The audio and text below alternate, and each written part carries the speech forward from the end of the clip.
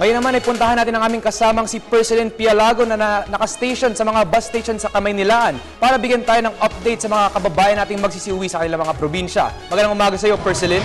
Magandang umaga, Sandro, at syempre magandang umaga sa ating mga boss. Tila maagang ang petensya para sa ilan nating kababayan ang mainit, masikip at nakakainit na sitwasyon sa Cubao Bus Terminal. Pero dito sa Partas Bus Line ay hindi naman ganoon kahirap ang sitwasyon kung saan nakakapag-antay ng komportable ang ating mga biyahero.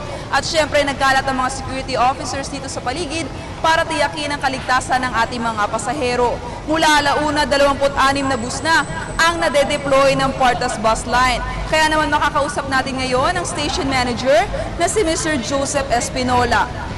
Magandang umaga po sir, live po tayo sa Good Morning Boss. Magandang umaga sa inyo lahat at sa ating mga pasahero na magbibiyahe ngayong Holy Week.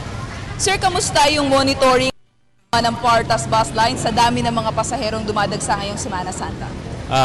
As of now, mula pa nung Friday, every afternoon o kaya pagdating ng gabi, yung volume ng pasahero doon dumodoble. Tapos ngayon, expected after lunch, dadagsa silang lahat ngayon. Kaya kailangan mag-double kami ng work, 24 hours, dire-diretso ito.